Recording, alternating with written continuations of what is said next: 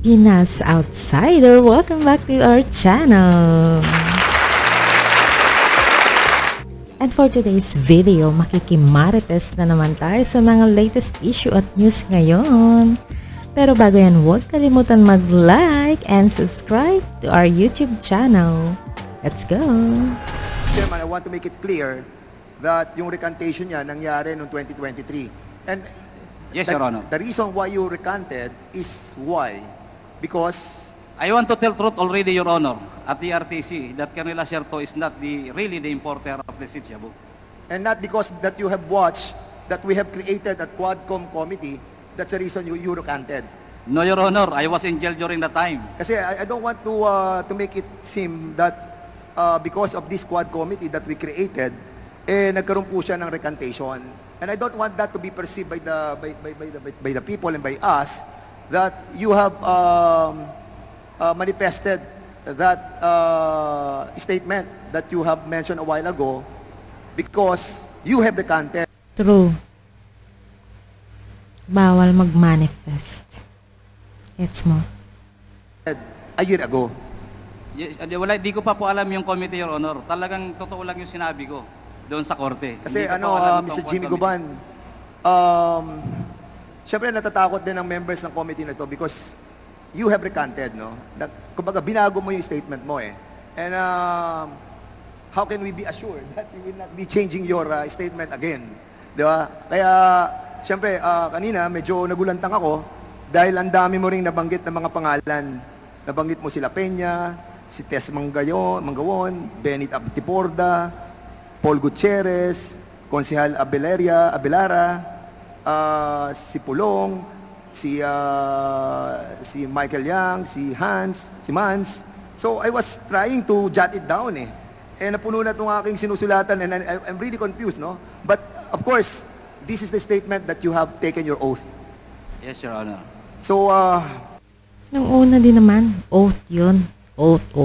Oatmeal. sino nagpakilala sa kay ano? What's the name of the guy that Small boy, a certain Henry, also a businessman in the bureau. Then, kaibigan din. Can ni you Michael. kindly tell us ano ba siya? Half Filipino, Chinese or what? I think he was a half Chinese-Filipino, also engaged in parang facilitation, financing sa customs. Siya ng mga nagpakilala sa iyo kargamento. kay Abiliera, Konsehal. kay Small boy. So hanggang ngayon meron kayong communication itong si Henry. Your Honor, wala akong communication, nakakulong ako. And hopefully, nandito pa siya sa Pilipinas. Anong ipilido ng Henry? Your Honor, yun hang, ano ko yun, pag once ma-refresh pa ako, makukuha ko po yun. Kanina na sinasabi mo rin yung narinig ko yung pangalan ni Paul Gutierrez. Yes, Your Honor. Nung binabanggit mo na pumasok siya doon sa custody center ng Senado. Apo. So, sino kasama niya doon? Yung babaeng empleyada ng Blue Ribbon Committee, nakita ko rin yung ID niya, Senate. Then nagpakilala siya as staff ng Blue Ribbon. Kaya nga binuksan ko yung pinto. Then pagpasok niya, pumasok din si Paul Gutierrez. Nagpakilala siya. Then doon ako nilambas lahat ng mga salita niya. Tanda mo yung staff ng Senado? Your Honor, tanda ko sa muka, pero alam ko may CCTV po doon sa baba dahil parking lang yun eh. Covered yun ng CCTV. If ever, Your Honor, may makita pong CCTV, nandoon lang po yun. Kasi sa tabi lang ng parking ang kwarto ng mga kinokontempt eh. So, nung tinuro mo, kasi sinasabi mo ngayon na walang kinalaman si Acerto. So ngayon, nung kinausap ka ni Paul Gutierrez, iba ang sinabi mo. Wala akong Anong binanggit sa kanila, Your Honor, hindi na pa ako kumibo. Basta't yung pananakot niya, parang tinanggap ko lang lahat. Hindi nag-iisip ako Paano kung pagkakasabi sa iyo ni Mr. Gutierrez? Sinabi niya na, Jimmy, magmura pa nga eh. Kung yun gagawin mo, babanggitin mo mga pangalan nito, alam mo naman kung sino yan. Mga magkakaibigan yan, Malacanang yan, press. Doon ko nga doon ko nalaman na si Michael Yang ay officer pala ng National Press Club. Ibig sabihin, matagal na sila magkakilala, magkaibigan, pati si Pulong at si Mans. Doon niya ako tinitrete ng todo na never to mention those names. I think, Mr. Chair, we have to invite those personalities that our resource person have mentioned to give Patay dyan. Invited na naman sila Pulong. Ano ba to? 2.0? Baka mag 3.0 pa yan Ibang klase. their side of story. Because ito ay istorya ni Mr. G.B. Guban, and we have to hear as well the side of the others who have been mentioned in this committee hearing. Siguro later on, I'll be propounding my question again, but for the meantime, medyo madugo lang yung kanyang mga nasabi, kaya I'm giving some time for the other members to propound their question as well. Thank you, Chairman Dan Fernandez. Pwede bang mag-clarify ng sa iyong sinabi kanina? Are we going to invite personalities na na-mention ni Jimmy Guban to the next committee hearing of the Quadcom? And if so, pwede bang malaman kung sino-sino ito? Ang nakikita ko, Mr. Chairman, because he mentioned that he spoken with Henry. You have mentioned Henry. Itong Henry, siguro, ano siya? Empleyado ba siya ng custom? No, broker din, no. Parang munti ka niya masabing Henry C.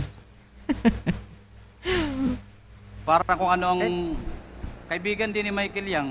Pero he is a registered broker sa Hindi po. custom. Ano lang yan, parang financer. Ganun po sa customs May financer, may nagko-consolidate ng mga Medyo mahirap tong sinasabi niya kasi meron siyang dinawit na pangalan before na gusto niyang bawiin. Tapos may mga hindi nadawit na dapat yun yung pangalan. kargamento galing sa China, abroad. So, Mr. Chairman, Pagdating dyan, binibigyan ng brokerage company. Mr. Chairman, I think yung samahan ng mga brokerage siguro knows this guy. Siguro kilala siya sa brokerage industry. Most probably, Your Honor. So maybe we'll try to find this person. And he mentioned as well dito, kung titignan mo yung kanyang binanggit kanina na sinusulat ko, ay nakausap niya si Paul Gutierrez. Nakausap din niya nakausap mo ba yung konsihal? Yes, Your Honor. So may direct knowledge siya, Mr. Chairman. So let's invite those people who have direct knowledge and information about doon sa, those personalities that he have spoken with. So katulad ni Konsehal Abellera ba yun? Abellera. And Paul Gutierrez. Yung Tess Mangawon? Mangawang. Have you talked to her? Di po kami nag-usap kahit po nang nag-hearing na Senado. Wala kamo kahit po sa lower house, di po kami nag-uusap. How about si La Peña? You mentioned La Peña. We never talk also except sa mga hearing. So, I think, Mr. Chairman, yun lang po yung nadinig ko doon sa mga binanggit niya. Hindi ko pa nababasa masyado yung kanyang sinumpaan. But, of course, siguro sa susunod, we can invite others as well. Your Honor, di also yung humawak po doon sa 3 tao na nawawala. Yung PDEA, bakit nawala? Yung 3 tao na si Bakeran, si Katipan, yung consignee na nawawala until now. Hawak yun ng PDEA. Consignee ng Yung Bicaba Trading po, yung taga-Kalapan. So, the owners of Becaba Trading. Yes, Your Honor. Okay.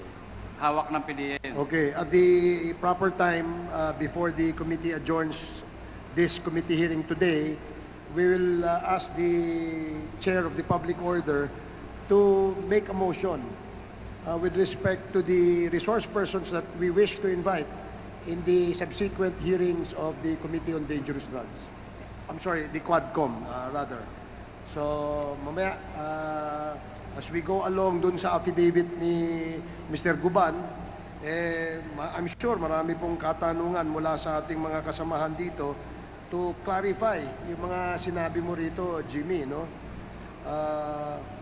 Pero bagong lahat na yan, Binanggit niya si Gerald Quinto.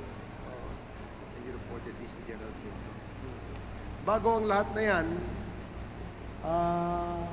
gusto lamang natin linawin na ito pong kinasasangkutan ni Mr. Guban ay tungkol dun sa importation ng magnetic lifter noong, Yes, Your Honor. noong 2018. Yes, Your Honor. Today. At yung 2018 na yun, yan yung nagkaroon ng investigasyon ang parehas ang House of Representatives at ang Senado. Tama ba? Yes, Your Honor. Okay, so para malinaw lamang po. So, the next member who wish to interpolate is Congressman Chairman Paduano. You're recognized. Thank you, Chairman. Just two quick questions na po. Mr. Guban, during your opening statement, you mentioned about first family involved in importation of illegal drugs. Can you categorically state who is that, to be fair to everyone, who's that first family you're referring to? That is, Your Honor, yung anak, si Man saka si Pulong, through Michael Yang. Dahil si Michael Yang, madaldal yan. You Siya mentioned mismo. kasi first family. Again, I will ask you, who is that first family? The Duterte family, Your Honor, Disan, Pulong, and Mans Carpio. Thank you, Mr. Chairman. Next, ito, second question ko lang. You mentioned about the politician that should be linked. You were asked to link that politician. Who is that politician? Your Honor, are you referring to the councilor, Abeliera, politician? No, you mentioned about a certain politician na pinilit kang i-link but you refused to link him or her. Yung mortal enemy ng Duterte, Sino po? ex-senator. Sino? Please, pakiano lang po. Si ex-senator Trillanes. Ex-Senator Trillanes. Yung Ed, yun lang yan. Pagkatapos doon, binaba kong telepono. Paki-eksakto lang po. Who called you? I'm the one calling, Your Honor.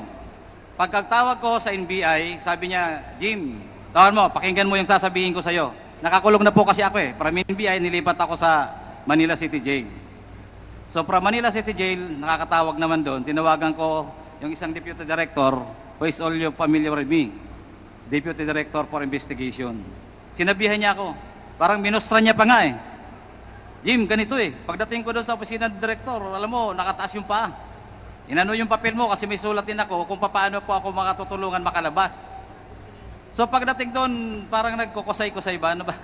Yung paa din sinabi niya, dapat ganitong sabihin niya. Sabihin mo sa kanya na pirmahan niya tong report ng NBI. Kasama si ex-senator. Labas siya kagad kahit hindi pa siya nakakapirma. Kukunin niya siya dyan. Kuha mo na dyan sa kulungan. Ngayon pa lang, pakuha mo na. Again, sino yung NBI na personnel? From Director Geran, then to Deputy Director John Vicente de Guzman. So it's Director June Vicente Disman that Yes, Your talked to you directly. Yes, Your Honor. I called him, Your Honor. Ikaw ang tumawag. Opo, Your Honor. And then, Mr. Chairman, the last part of this investigation, today's investigation, we will move to invite all those persons that were mentioned by Mr. Jimmy Gampan. In the proper time, Mr. Chairman. Thank you. Thank you, Congressman Paduano. The next to interpolate, Chairman Abante. Magandang hapon po. Ako lamang nagtataka, no? Sabi nga sa amin dito, napakarami ng binanggit mo, nag-mention ka ng mga pangalan ng mga kilala.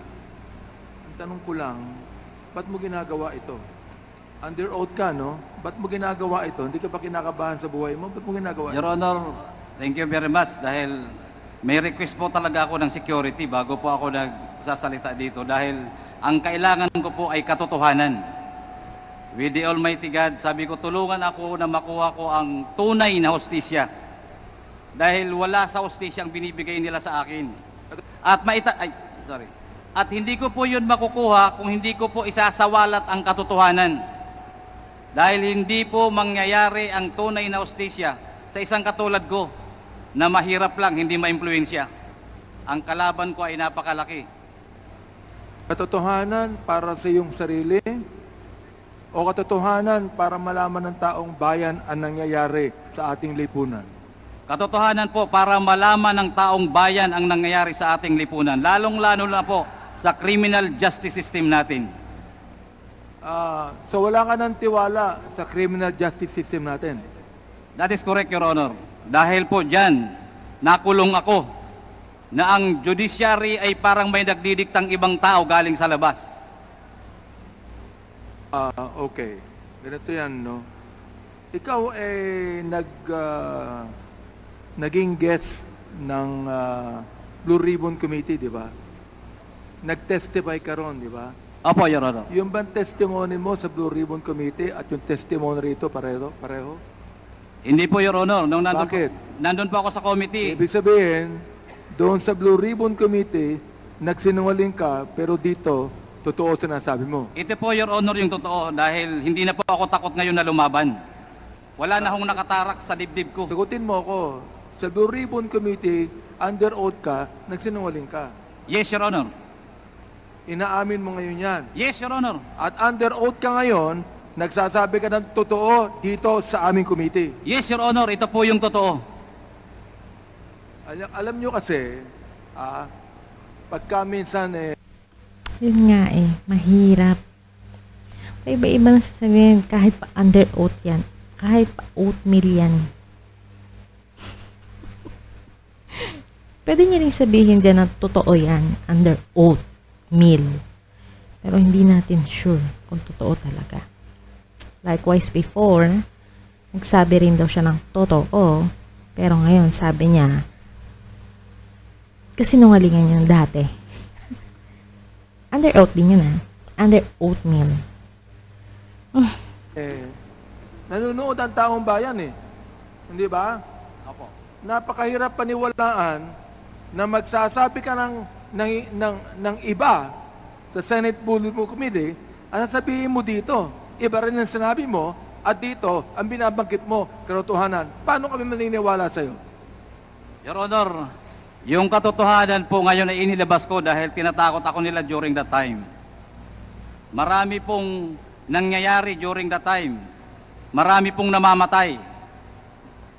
Ngayon po nakita ko po na maganda ang pagserbisyo para sa hustisya ng ating bayan. Kahit po ano po ang gawin ko noon, kahit sino. Parang di naman. Mas maraming kriminal ngayon. Maglipa na yung mga rapists, mga magnanakaw, mga pumapatay. Pong siga during that administration, sa dami ng namamatay, kunting salita lang, nawawala sa bayan, sa lipunan. So ngayon po, ang tamang panahon, inantay ko po, Your Honor, kung mahaba, Natutulog na yung pulis sa likod. Ano ba yan? Ito. kunti pa akong kwento, Your Honor, for about 4 years ko sa kulungan. Yan po, Your Honor, ang sinasabi ko ngayon dahil hindi ko magawa noong araw. So, Mr. Guban, naniniwala ka na itong committee ito may mga gawa para sa hustisya mo? Yes, Your Honor, and I am praying for that, Your Honor. Okay. Under appeal ang kaso mo ngayon. Sapagkat life Yes, po. imprisonment ka, di ba? Under appeal ang iyong kaso ngayon. Yes po, Your Honor. Okay. Hindi ka ba natatakot bumalik sa kulungan pagkatapos ito?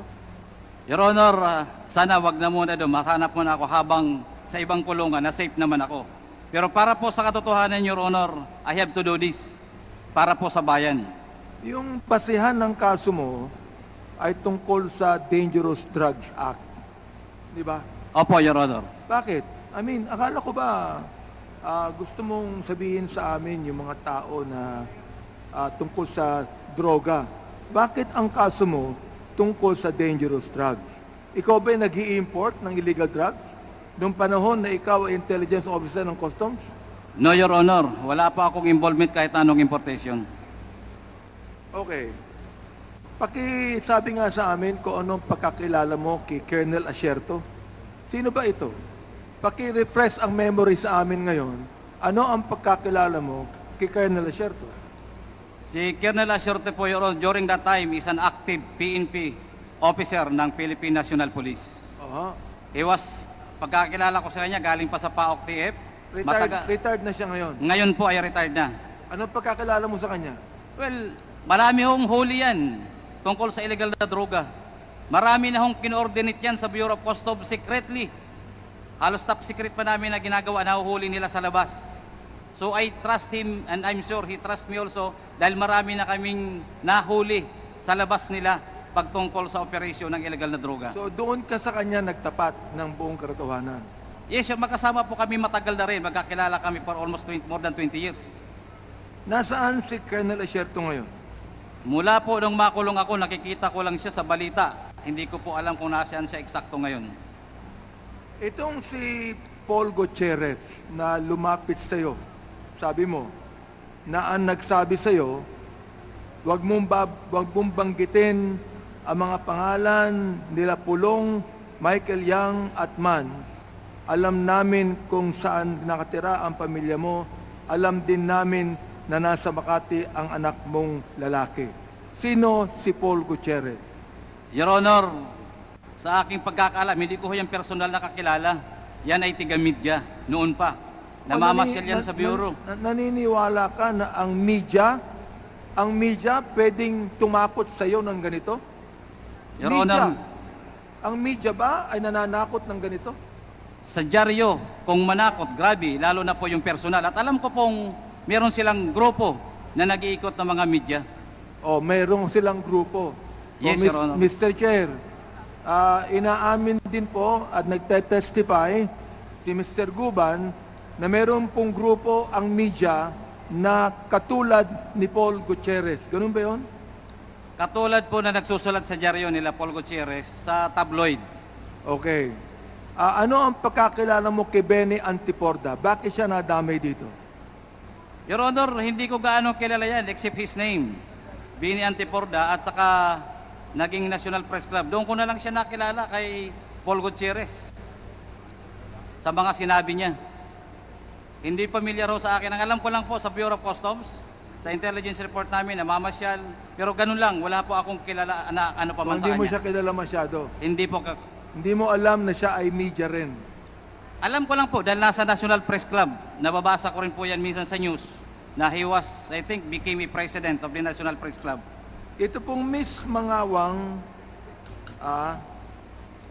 na saan to involved? Ito Miss Mangawang. Siya ba ay kasama sa Becca ba, trading shipment? No, Your Honor, si Miss Mangawang ay empleyado po, Deputy Collector ng Bureau of Customs. Empleyado ng Bureau of Customs. Bureau of Customs. Opo. Ang nasabi niya sa'yo, tinanong ka niya, anong magagawa niyan sa shipment na yan, kinaparing Benny Antiporda yan, I replied to her, wala na akong magagawa, huli na yan. Bakit po nasabi yun? Opo, dahil talagang nandun na, apprehended na, properly reported na, at alam kong malapit ng buksan. Tapos ng buksan pala. Ayon sa'yo, pinakilala ka ni Henry, yung Henry. Sino yung Henry? Si Henry po isang negosyante, I think Filipino-Chinese businessman, na nagkukuha rin ng mga kliyente galing China, galing abroad. Ano yan? Nakukuha ng? Mga kliyente na nag-i-import, then binibigay niya sa broker niya para makalabas sa Bureau of Customs. So hindi siya broker ng Bureau of Customs. Hindi po siya licensed, negosyante lang. Okay. Nagpa-facilitate ng transaction. Pinakilala ka ni Henry kay Nilo Abellera Jr. o mas kilala bilang Small, na ang sabi mo ay First District Councilor ng Davao. Tama ho ba yun? Opo, Your Honor. Hanggang ngayon ba ay siya ay konsehal? Your Honor, wala pa akong news. Sa loob pa ako ng kulungan, di ko na po alam. Sorry po. Tungkol saan ang meeting mo noong 2018 kasama si Henry? In-introduce niya lang po. Sino-sino kayo? Sino-sino kayo ng meeting na Kaming yan? tatlo lang po. Kaming tatlo lang. Si Henry at saka si Small. Si Small. Yes, Your Honor. Oo. Anong sabi sa iyo ni Small? Ibig sabihin, itong si Small, nabanggit niya ang pangalan ni Michael Yang. Yes, Your Honor. Nabanggit niya ang pangalan ni Congressman Pulong Duterte. Yes, Your Honor. Nabanggit niya ang pangalan ni Attorney Manscarpio. Yes, Your Honor. Okay. Ito, kilala ko po itong si Congressman Pulong Duterte. Sino si Atty. Mans Carpio? He is the husband of then Mayor Sara Duterte. Siya ang asawa Yes, Your Honor. ng ating Vice President? Now, Vice President, Your Honor. Ha? Yes, Your Honor. Nakakasiguro ka? Yes, Your Honor. Involved siya? Yes, Your Honor. Under oath ka? Opo, Your Sir Honor. Guban? Oo. Matindi itong ina-accuse mo sa mga malalaking tao. Naunawaan mo ba ako? Opo, Oo. Your Honor. So, siya ang naatasan na mag-facilitate ng mga release ng shipment nila sa customs. Sa pagkakaalam mo, ano po ba ang business nila? Business ni Small, business ni Michael Yang, business ni Congressman Pulong, at business ni Mans Carpio. Importation po. Importation, Yes, Your Honor. but not necessarily drugs. Generalized, Your Honor. Pero according to our reports, may palaman na drugs. At yung iba ay may drugs. Uulitin ko, nabanggit mo dito na mayroong shipment sila Michael Yang, Pulong Duterte, at Atty. Mans Carpio, at trabaho ni Small. If I'm not mistaken, kaya hindi masyadong naano to sila Pulong. It's because walang, ano ba? Puro hearsay. Puro hearsay. Walang, alam mo yun? Nako. Puro sabi-sabi lang. Tulad nito, sinasabi niya lang na binanggit yung pangalan. Ganun lang. Yun. Ang mailabas ito mula sa customs. Kanino nakapangalan ang mga shipments na ito? Your Honor, marami pong consignees, yung mga missing containers. Maraming consignees. Yes, Your Honor, until now, I'm So, sure. ibig nandun pa po yun. sabihin, hindi nakapangalan dun sa tatlong yun. Your Honor, sila ang parang impluensya. Hindi naman sila naglalakad. Kung sila ang nag-impluensya, kung sino ang dapat kausapin, sila So, magsasabi. ibig sabihin, hindi ka nakakasiguro sa testimony ni Nadaanan na kasi nila to eh. Na ano na rin nila to before. Kaya tingnan mo sila. Medyo talagang may doubt sila dito. ni Small na ang may-ari ng shipment ay yung tatlong nabagit mong pangalan. Sinasabi niya, Your Honor, na kanya yun dahil nagbibigay ng pera eh. O, diba? Hearsay lang. Paano ka nakakasiguro na sinasabi niya totoo? Your Honor, nababanggit niya mismo na nagre-remit siya ng pera. Ganyan din yung last time. Hearsay. Kaya hindi na patotohanan. Smart. Ano yun? Ano yun? Nagre-remit siya ng pera Nagre-remit siya ng pera kanino? kay Pulong at Mans. So, Mr. Chair, meron na Si naman Abeliera. sinabi ngayon. Habang na dapat nagkikwentuhan natin sila. malaman na si Small ay hindi lamang tagapag-release ng mga shipment sa customs, pero siya ang nagre-remit ng pera sa tatlong nabanggit. Yun po ba? Yes, Your Honor. Pera ng ano? Yung po ba ay pera sa droga o pera sa mga shipment na iba? Halo na po, pera sa shipment na lumalabas, yung mga nawawalang container, may regular, then kasama na sa... Pero nakakasiguro ka, eh yung shipment na yan na dumating na nakita mo, merong shabu. Your Honor, yan po ang hinuli namin na magnetic lifter na mayroong laman shabu. Nakita mo.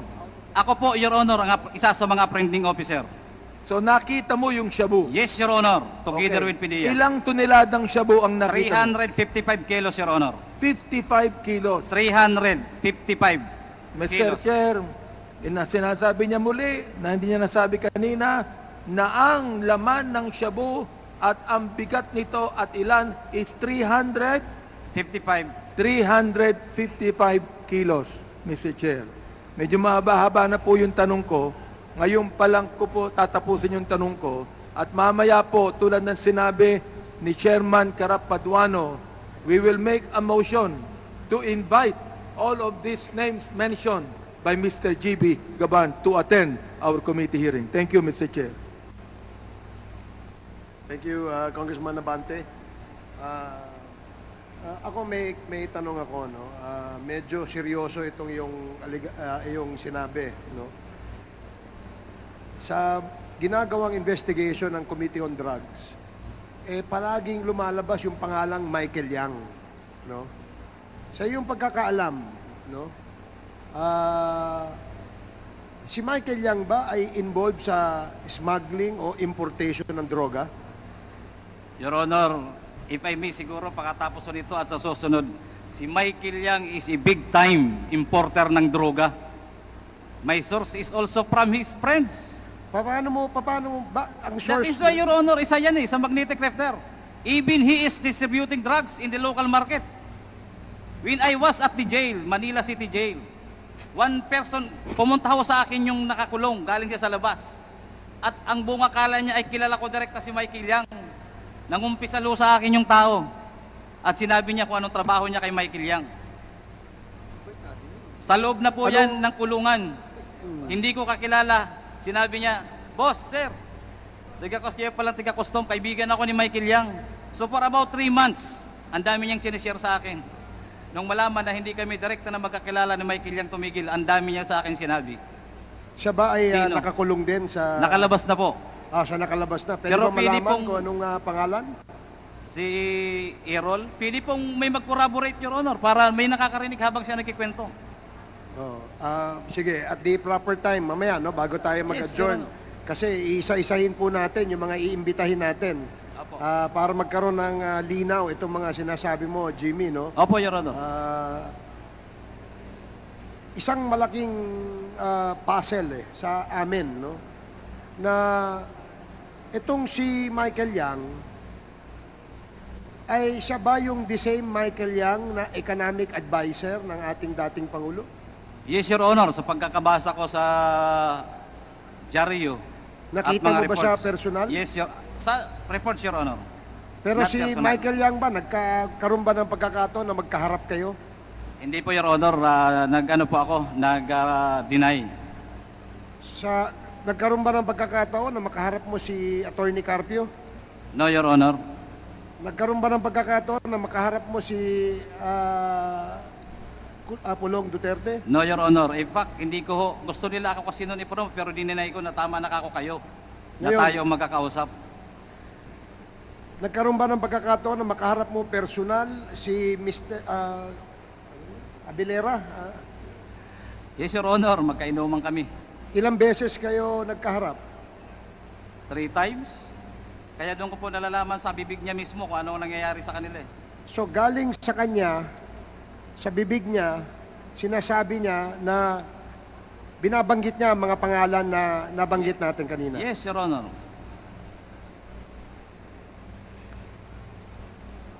Bukod sa... Sino to si Councilor Abilera sa iyong pagkakaalam?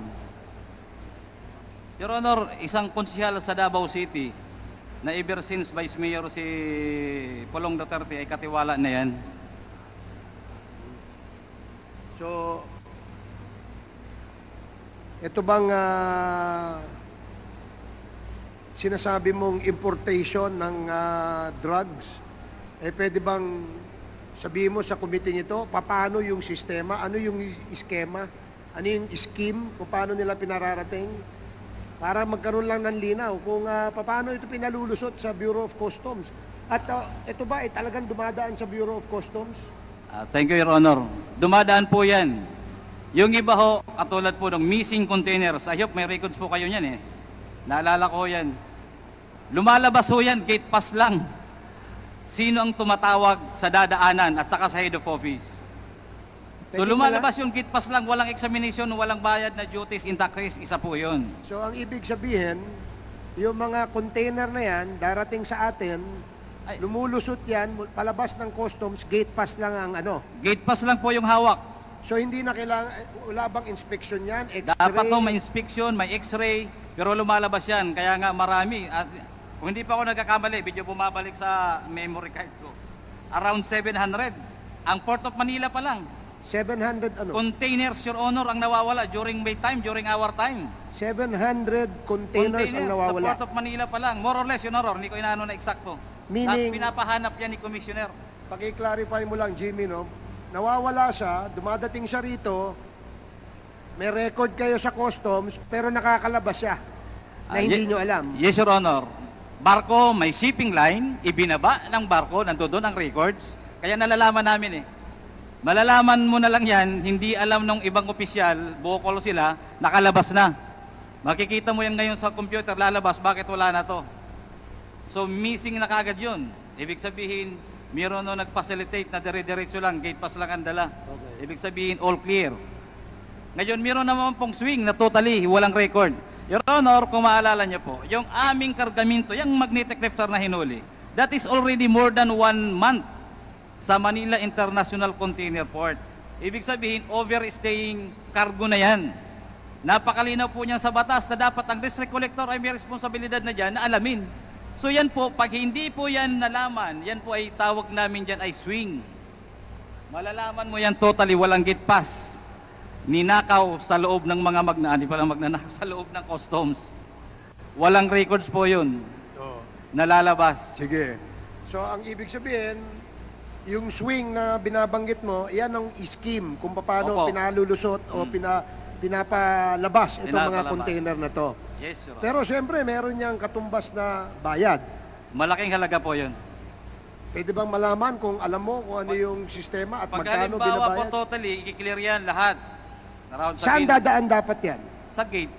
Yung dadaanan dyan, siyempre meron dyan dapat may examiner, appraiser, may x-ray. So lahat po yan na i-clear na lang, usapan na lang.